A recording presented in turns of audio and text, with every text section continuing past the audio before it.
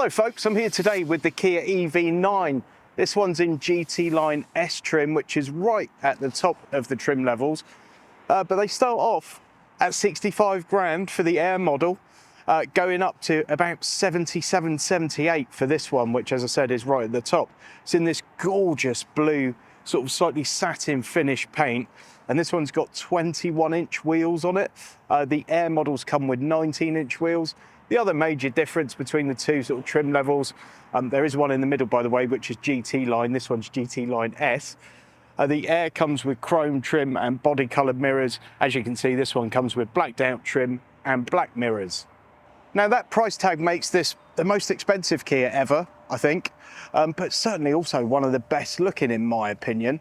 It's big and chunky and it looks modern yet somehow retro. It ticks every box for me. It's got a little bit of sort of Tonka toy appeal to it if you're old enough to get that reference. I really love the look of this thing. What do you think though? Let me know your thoughts in the comments. Certainly, if you're looking for an alternative to something like a Defender or a Discovery, it's one to think about. Now all variations come with the same 100 kilowatt battery. This GT Line S model is in all-wheel drive configuration. That gives you 385 horsepower and 315 miles of range. If you go for the entry-level Air, that's rear-wheel drive, but you get 350 miles of range, or that's what's claimed anyway. Now, even with the back row of seats up, you've still got quite a decent usable boot area.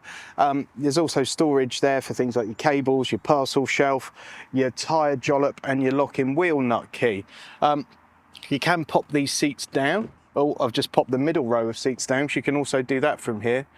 As you can see, it's all quite sedate and serene. Lovely. You're not lacking for space. You could actually rent this out on Airbnb and turn yourself a few quid if times got hard. This is quite a nice touch too. You've got a 3-pin plug socket, so if you're away camping or you want to charge up some devices that you can't with USB-C, you can just charge it straight off the car. Now, as standard, the EV9 comes in 7-seat configuration, so you've got a normal bench seat across the middle here.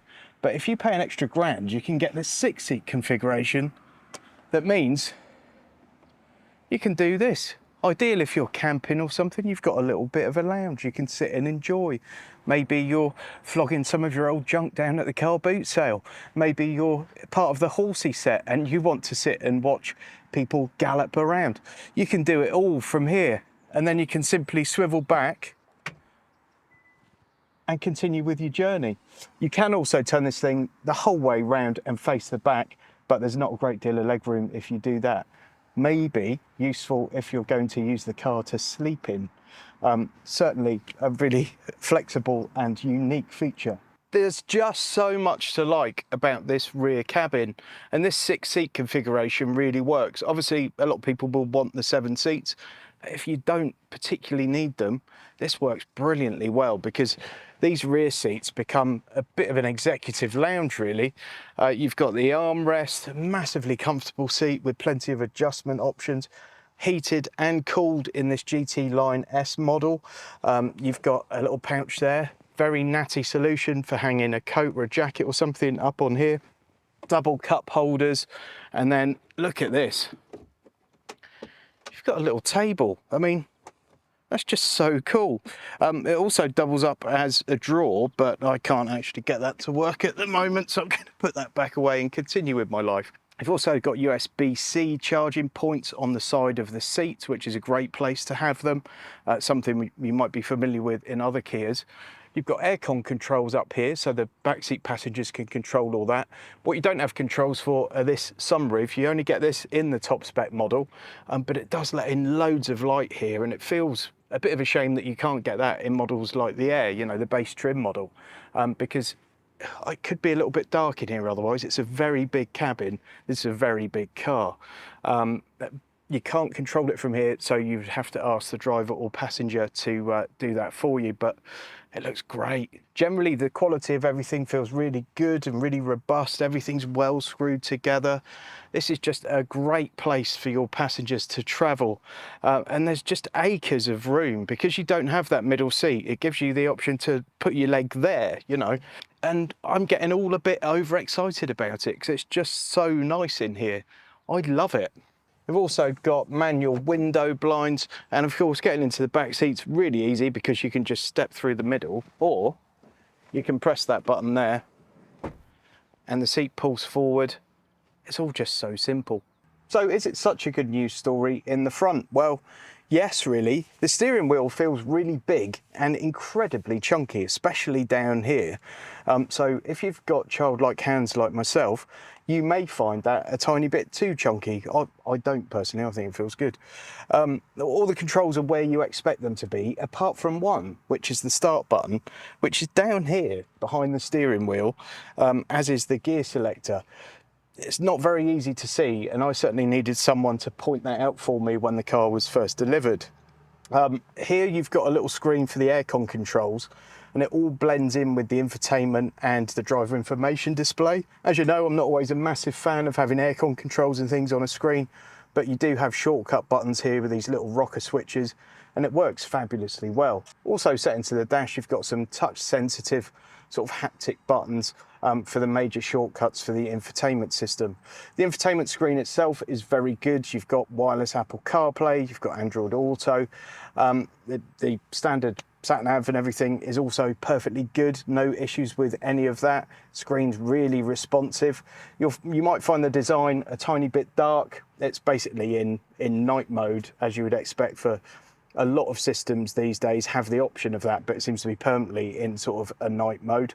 What that does mean is it's not terribly distracting. And obviously, if you go onto Apple CarPlay, Android Auto, anything like that, it all becomes a lot brighter and more vivid. So everything works very, very well. Material quality is generally very good. You've got good connectivity, a couple of USB-Cs down here, big double cup holder.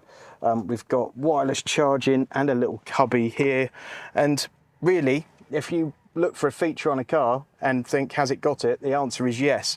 We've got heated seats, heated steering wheel, cooled seats. Everything's available in this car. And it's really a nice cabin. You could certainly be excused for thinking that this big, very heavy, very slab-sided vehicle is going to feel like a bit of a whale when you get it on the road. It's going to feel a bit heavy, a bit sluggish. And really that couldn't be further from the truth. This thing feels light as a feather. The steering is nicely weighted, a little bit light, but I don't know, it just feels like you're in a normal size car. It doesn't feel like you're in this big heavy beast. That's aided by the fact that the 0 to 62 time is just over 5 seconds.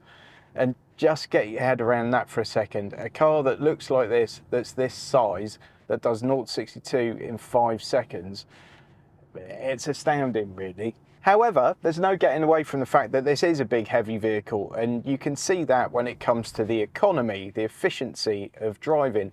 I've been averaging about 2.7 miles per kilowatt, which is not horrendous. But it's certainly far worse than you're going to get in something like a Tesla Model Y, for example. And I haven't been being particularly careful with the car. You know, it's been a mixture of longer journeys, short journeys. But, you know, I don't think actually for the size of the vehicle and the shape of the vehicle and the weight of the vehicle, it's all that terrible.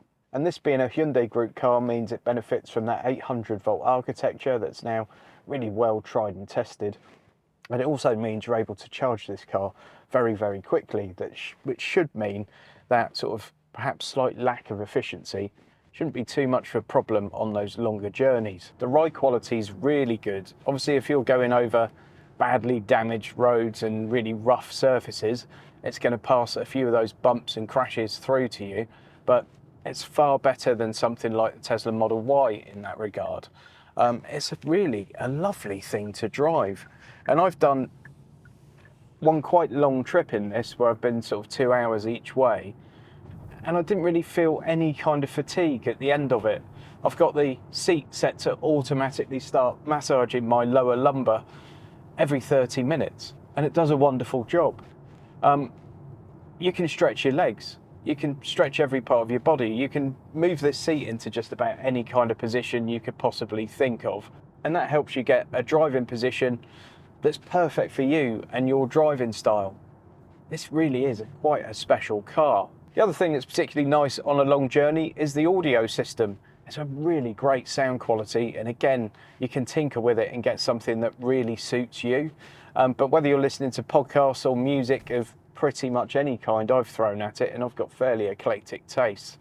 It just works brilliantly well. The sound quality is superb in my humble opinion. I have to say, I've never been particularly fussed by SUVs. The high up driving position's quite nice, but a lot of SUVs are sort of SUVs for the sake of it, I think. This one's proudly an SUV.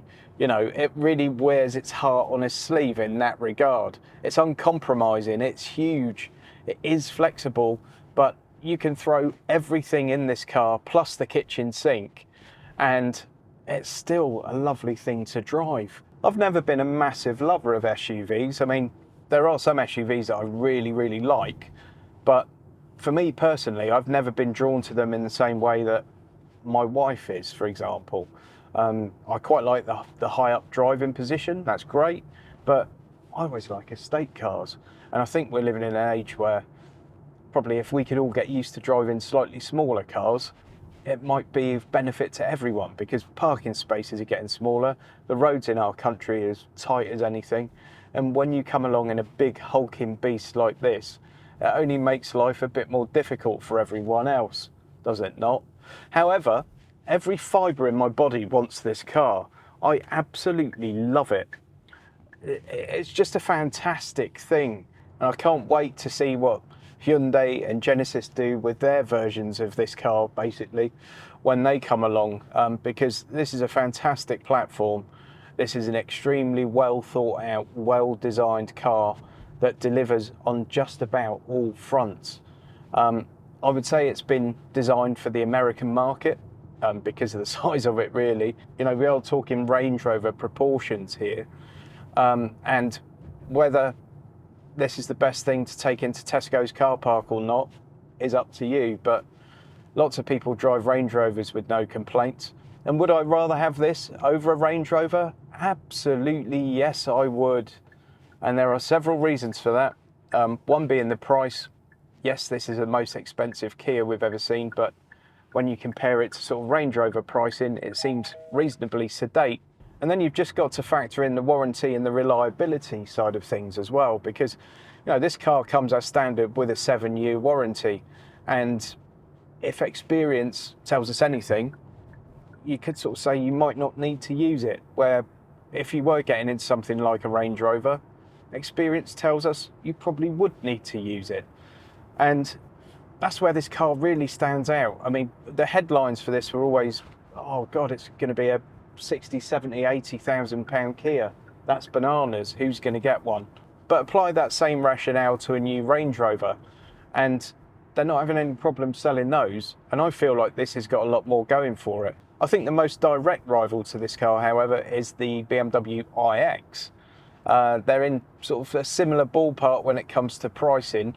The iX has a more luxurious interior, and although this interior is not massively luxurious, neither is it sort of pure utilitarian. It's really nice, really very nice.